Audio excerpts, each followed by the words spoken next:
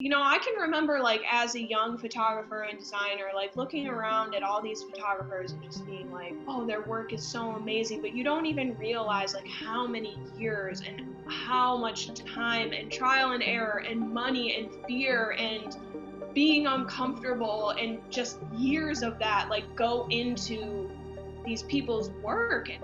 Welcome back to Have a Map, where we talk all things career and talk with some amazing people in their amazing fields, right? And I'm Mamadou Njai, as you know, the host, founder of Dim Events. And before we even get started, we are on episode 9, which we're breezing past all these episodes. I always forget to say the episode, so I'm trying to get better at that. But today we have my co-host, Jamie Wills, who is an amazing talent, has a great eye for content. Jamie, introduce yourself, say what's up to the people real quick. What's up, people? Thank you, Mo. Yeah, I am a photo and somewhat design intern at Dim Events. This is my first term working with them. And yeah, I'm also going to be a senior in college this year. So trying to figure out my life a little bit. Jamie, what have you been currently listening to? I kind of listen to a range, but there's one artist that I started listening to during this past school year, like every time I was working on a project. It's called Still Woozy. I don't know if you've heard of them. They don't have even that many songs yet, but I would think that I'd be tired by now, but I'm still like kind of obsessed. So Still Woozy is the artist. Still Woozy. Okay. We definitely gonna look into that. Vibey.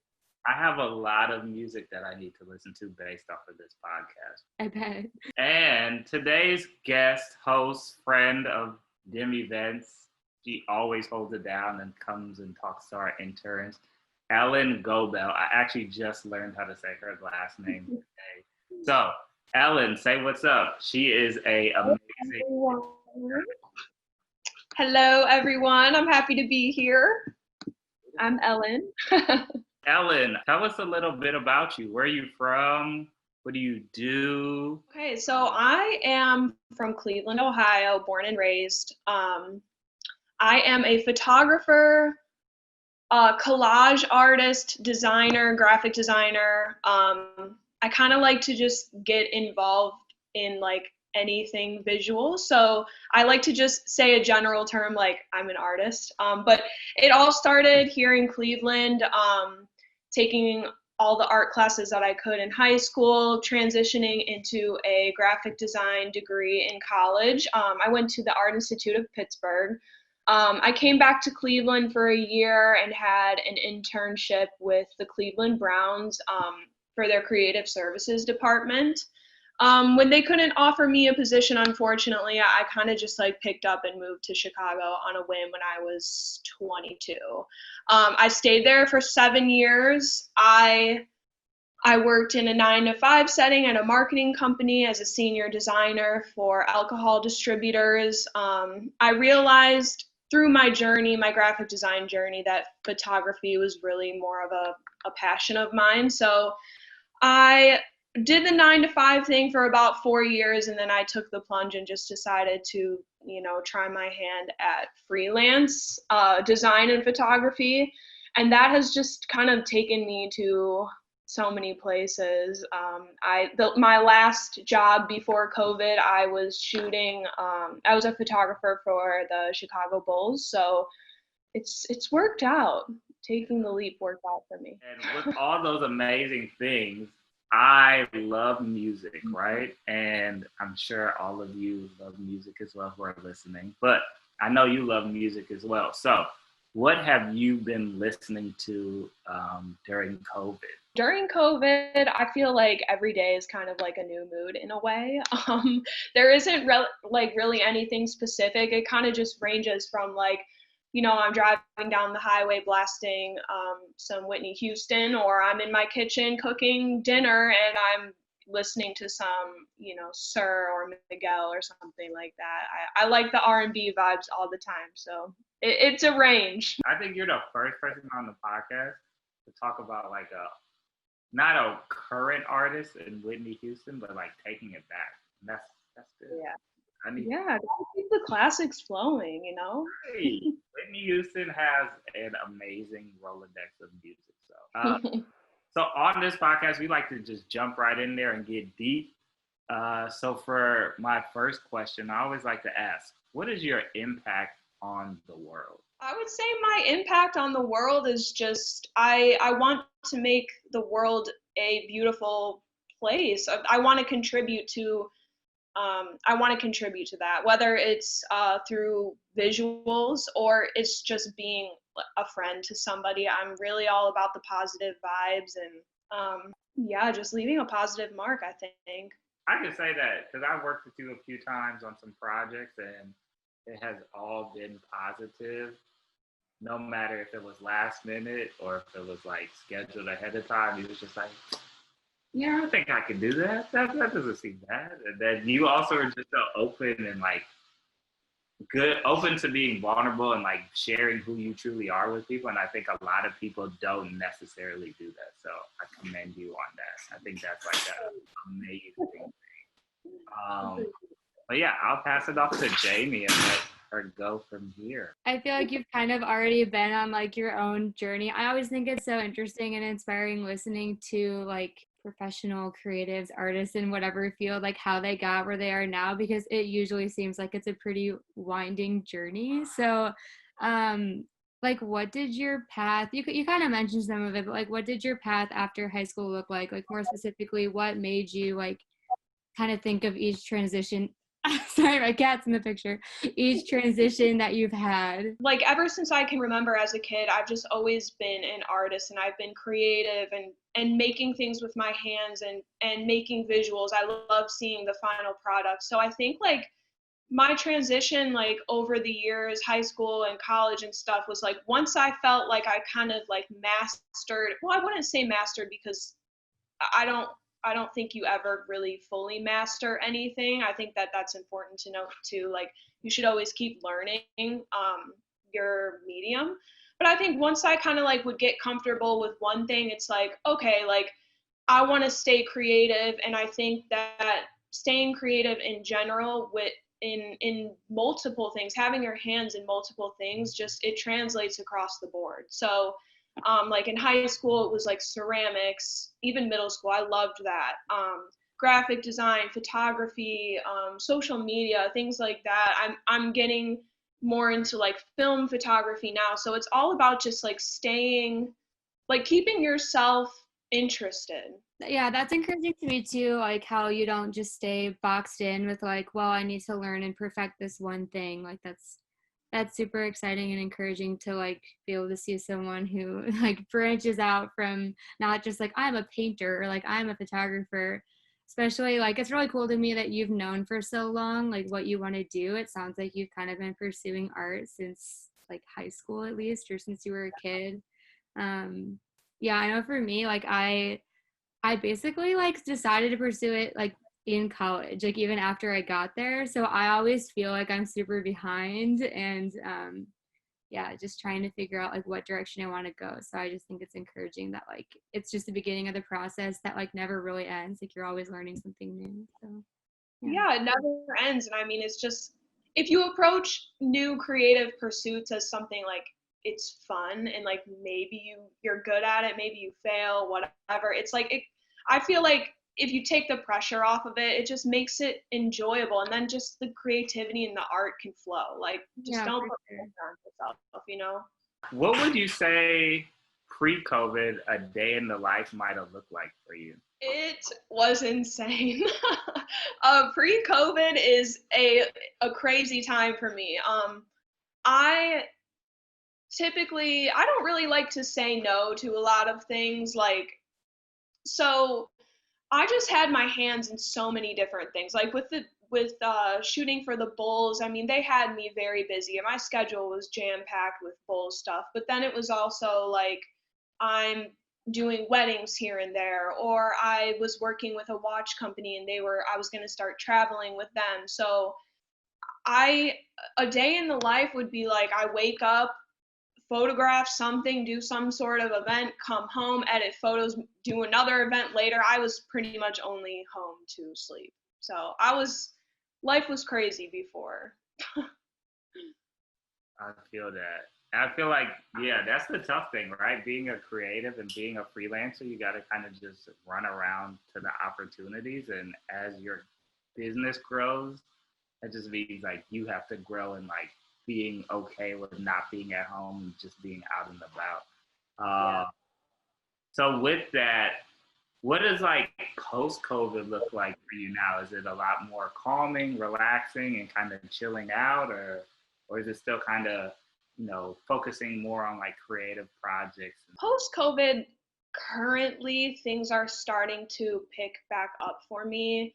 Um, like I'll never remember, or I'll never forget. Like I lost like 3 jobs in a matter of in 3 hours when COVID was happening. So I went from like shooting shoot arounds to a wedding to a game to flying to Houston the next day to having my schedule completely clear, and it was very strange. So for a while when everything was really new, I mean, I did stay in my apartment for 8 weeks, and while I was at home, I was really just like I was making artwork. I was doing a lot of collages and things that I wanted to do where I didn't feel the pressure anymore, and like I actually had time. So it was kind of refreshing to be able to have like a moment of peace in a way where I could do what I wanted to. But now things are starting to pick back up. I mean, things are opening here and there, and so I just moved back to Cleveland actually, and it's also coupled with COVID. Like I was born and raised here, but I haven't been here for so long. So kind of just figuring out the city has been interesting for me. But yeah, it's picking back up. Word of mouth and just reaching out to people. And with that like pre-COVID schedule that you had, right? What were you doing for self-care, right? Because I feel like with self-care, a lot of what I think of as a self-care journey is something that continuously progresses, right? It isn't something that you just figure out right away. It's something that you see like, all right, this works for me, this doesn't work for me. I heard about this thing, I tried this thing. But like, what did that self-care journey look like for you? Because you said it, like you were going from Bulls games to weddings to watch shoots and flying to another state and then, doing all of that stuff. Self-care, I honestly don't even think really I've entirely mastered that yet. There's little things that I have been trying to implement, and it's easier now that I have more time on my hands. But those are things like, making my bed or something, like making sure every morning I make my bed. It's like something so simple, but making sure that my life is sort of organized so that when I can come home, I don't have to worry about other things that I don't have to worry about cleaning my room and whatnot. So that keeps my head clear. I think, yeah, organized. There's a term that's called mise en place, and it's like a chef term when I was working with a few chefs, but like it needs like everything in its place, and like I feel like that speaks exactly to that, right? Everything is directly in its place, and it's organized when you come back and you're executing on that, and it makes you feel at ease and at peace, right? Yeah. So with that, I do want to kind of go back because I think maybe I didn't hear it correctly, but what was something that you really took away from like your internship experience and like in that college realm, right? Like what was something that really stood out to you during that time? What really stood out to me during that time, I have to say, was my manager. Her name was Jen, and this was my first time in the workforce. And I was in a male dominated workforce, but my manager, being a female, I just really looked up to her because she was so she got things done. I mean, everybody came to her. She was organized, she was thoughtful, she was one step ahead of everybody else, which would mean that, I'm helping her with these one step ahead things. So I just looked up to her because, yeah, I mean, being a female and just being a boss. It was really cool to see that, and how she handled, being around all these football players and coaches, and like I said, so male dominated. That was just really inspiring for me. That's so interesting because like I have a really good friend of mine who worked in like NBA retirement league where it's like male dominated space. Can you talk to like, especially with you working with the Bulls and kind of coming back to that space, right? Can you talk about what that's like being in a male dominated industry and how to navigate that for some of the listeners who might be curious? You kind of just have to hold your own, staying organized, doing what you should be doing, but also, I don't know, I didn't really struggle too much because I just always felt like I can be my authentic self. And I think that if you can be yourself and just be kind to others and just do your job, then I really didn't run into like too many issues with that. But I don't know, it's strange. It's strange. I don't think I've ever really thought about that until just now. But yeah, it's not a bad thing. It's just you just have to be aware, stay aware of your surroundings and what you should be doing and how you conduct yourself. Because I do feel as well that like as a female in that, like, you really just have to stay on your A game, if that makes sense. I never wanted a reason that anyone could say like I wasn't doing what I was supposed to be doing. That makes sense. That's a lot of confidence too. So then something else that I wanted to ask about, because it's one of those things like for our field, I feel like that everyone has a different opinion on. So you were talking about your transition from kind of like the 9 to 5 environment, like, working for more like agency type of job versus when you decided to branch out and do your own thing. Could you elaborate a little bit more on like your thoughts on that? Because some people really love the agency route, some people really love their freelance, and I hear all different directions all the time about what I should do. So I will say, like, that was probably one of the most terrifying decisions that I've ever made, because you just really don't know if it's going to work out. I mean, not knowing where your money is coming from is really scary. But, I was actually at an intern discussion with you guys a while ago, and somebody in there said, you just have to, if you jump, then you just have to learn how to fly on the way down. And that's kind of just where that was my thought process. I'm just like, I've handled everything in my life up to this point. Like you have to feel in your heart like there's nothing that you can't conquer. Like, fear has to go out the window. You just have to have confidence that whatever problems may arise, like, you got this. And sometimes it takes a long time. I mean, it took me a while. But when everybody's ready, if that's something that you wanted to do or any of the listeners wanted to do, whenever you're ready, it's like there's no pressure, there's no time frame. It's just you have to be like really truly ready, and once you are, it's a game changer. But you just have to have confidence. yeah, I mean, and of course it's like so much more rewarding when you're doing your own thing and you kind of are the one who created that. What are some of like the first things that you did when you decided to do that? I utilized social media a lot. Yeah. I reached out, as I mentioned before, I figured out that photography was more of a passion for me. So I reached out to people on Instagram and I was like, hey, would you be interested in doing a shoot for free? I just, just a collaboration.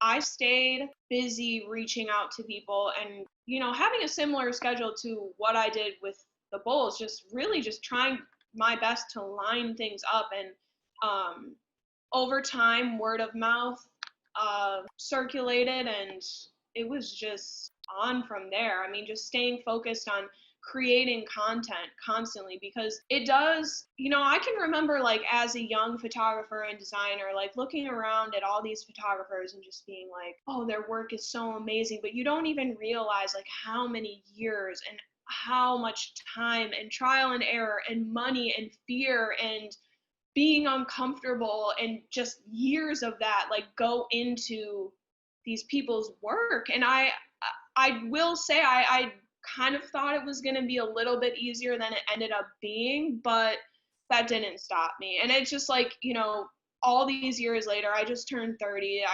I've been doing this for, you know, going on like 8-9 years, and being able to look back is just, it makes it all worth it. But you just gotta like keep at it. Yeah.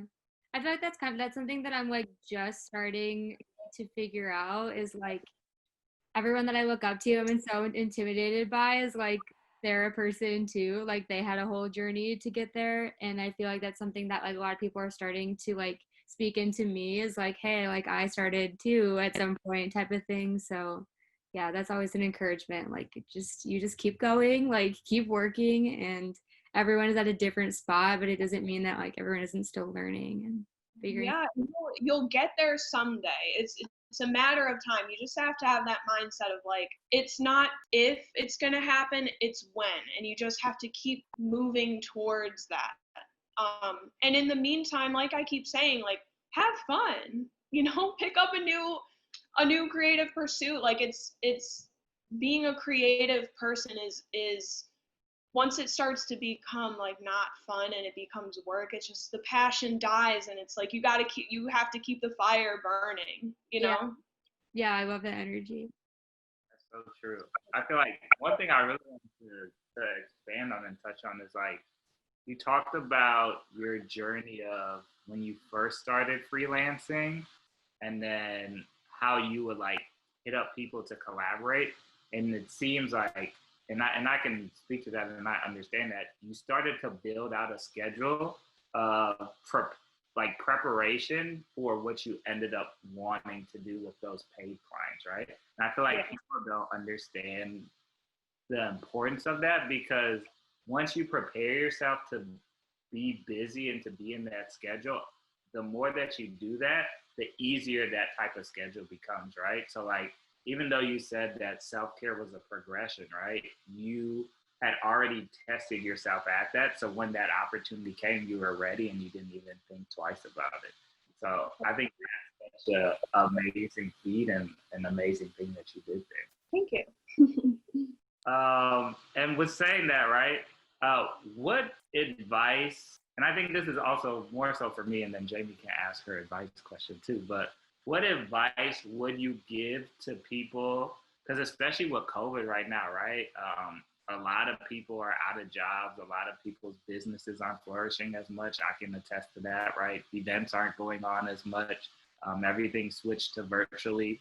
But what advice would you give to those people who are on the verge of giving up, and are nervous to like go back into the world as it starts to open up, to go back into their creative realm? What advice would you give?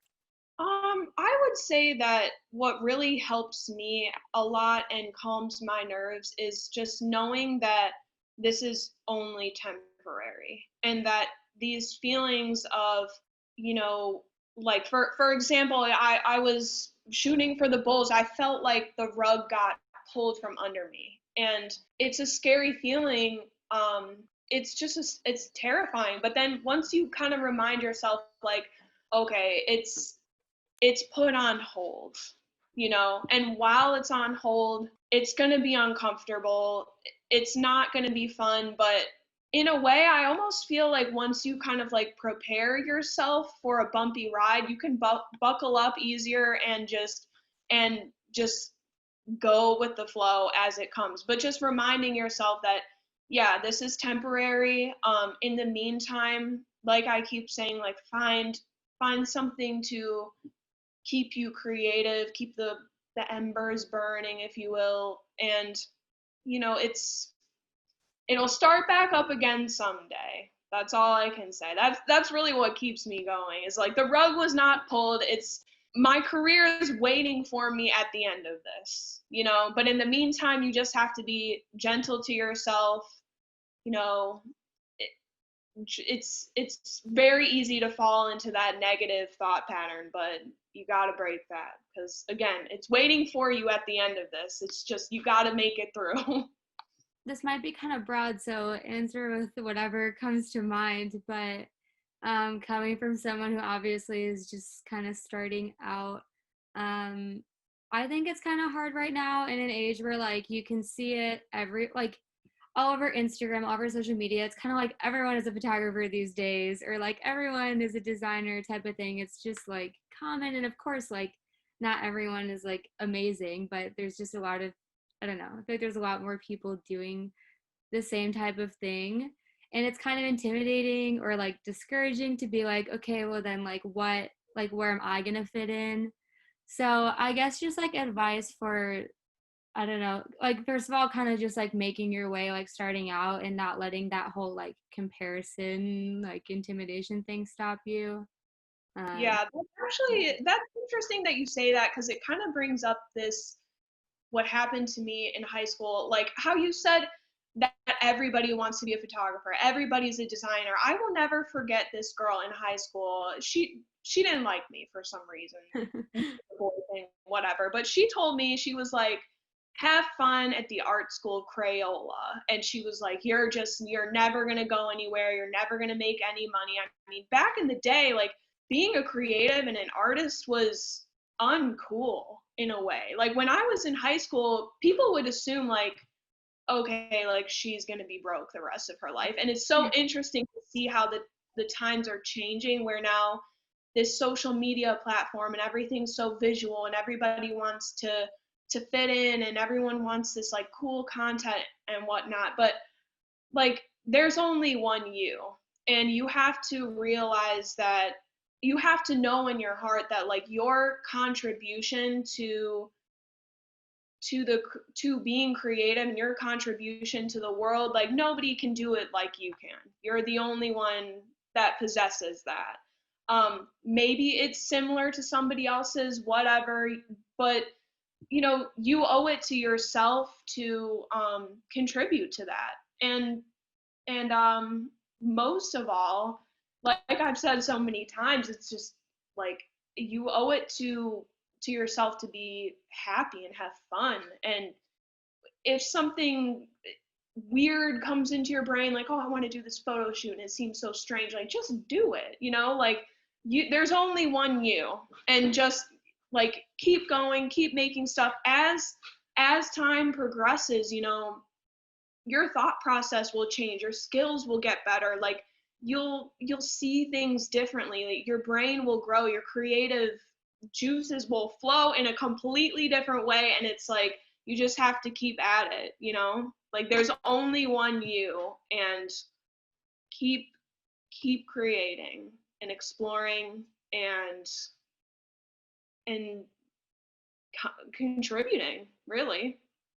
Yeah, thank you so much. I just really appreciate your like positivity approaching it, because I feel like just not everyone, I know not everyone is like that. It's kind of more like, I guess, sorry, actually, I do have another question. It kind of is reminding me of this. Like, what has your experience been like? How do you feel like you've been met by like the art communities that you've been a part of? Like, do you feel like other artists are like very encouraging and positive and like help you learn, or do you feel like it's more kind of been like every man for himself type of thing? I love this question too. I like this question because yeah, this is okay. So I do feel like there are some people that are every man for themselves. Like they actually, in my past experience, also kind of going back to like being a female in a more male dominated field. I've had males tell me that they want me to send them, I'll post a photo on Instagram and I get a text, hey, can you send me the raw image of that photo? I want to edit it. I think this photo could be more cinematic. And I'm like, oh, excuse me, like this is, maybe I am not, maybe I didn't produce something that you like, but again, it's me, and this is my art. And so there are some people who are every man for themselves. They want to like monopolize everything, and really that's a shame. But I have been fortunate enough in Chicago, especially, to have found some incredible people that have, my friend Erica Mo, you know her. I mean, I owe so much to that girl, I swear. I mean, she has just, she was always a friend to me from the beginning, and always saying, like, you know, putting me onto her friends, and being creative with me, and giving me opportunities to create content. And I really had like such a great friend to open the door to like an amazing community. I've made some great friends in Chicago who are creatives, and for the most part it has been positive. Like, we're all supportive of each other, and that leads me to another comment, just like a segue from that. I mean, I think too, like, an important part of being a creative is also doing that for other people. That's why I like, you know, these interviews and stuff, because it's like it can really suck to feel like you're alone, and it can suck to feel like nobody is looking out for you. But there's somebody that will lend out the hand and say, hey, like, I have this crazy photo shoot idea. Do you want to do it? Are you down? Maybe it's like something crazy, or you never even post it, or it's practice, whatever. But there are people like that. They're there. But I say to just focus on those people. And if you're having a hard time finding people like that, be that for somebody else. Mm. So if you can't find, you know, if it's hard, if you feel like the people you're meeting are, you know, all for themselves, then maybe you need to be the one that reaches out to somebody else. And then it just creates relationships and networks, and, you know, that person's going to know this person or whatever. And just being yourself and being kind will take you really far in any creative pursuit. Nobody wants to work with a jerk, you know? Like, I don't. I'm scared. yeah.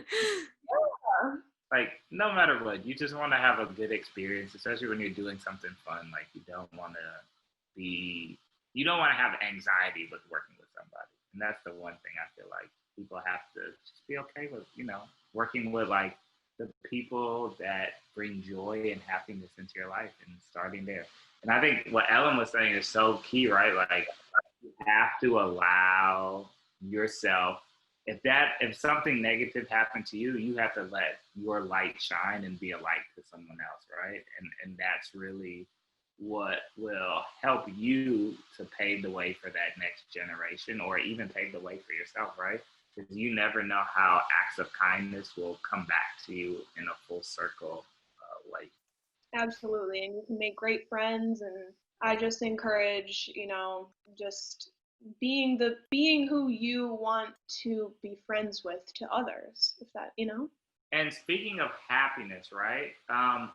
What has been, maybe there's a project, maybe there's something, maybe it's baking, I don't know what it could be, right? It could be any form, but what has been something that you've currently done that has like re-inspired you? There's a couple things. Now that I live in Cleveland, I am in a home, not an apartment, and I have an herb garden.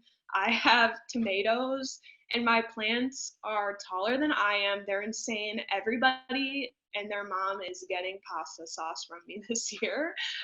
So I enjoy gardening. I enjoy being outside. I mean, the plus side of this COVID thing is that this is really one of the first summers that I can remember that I've actually been able to have a summer. I drink coffee on my porch in the mornings. You know, I'm able to go on walks and runs, and I have a tan for the first time since high school. So I'm just kind of like living in the moment. It's a little bit slower of a pace, but that's inspired me. It's just, I like the change of pace, and I feel inspired by that. And also my collages are, I'm finding new ways to cut up magazines and create art. And actually, like, my boyfriend is an illustrator, and we have done a couple collaborations, album covers. I think we've done 3 or 4 now. So what's really been inspiring me lately is working with this wonderful human, and we are creating art, and it is just, I never thought that I could produce something so cool. So he's been a very big inspiration to me. So shouts out to Mark. That is so beautiful. That's beautiful.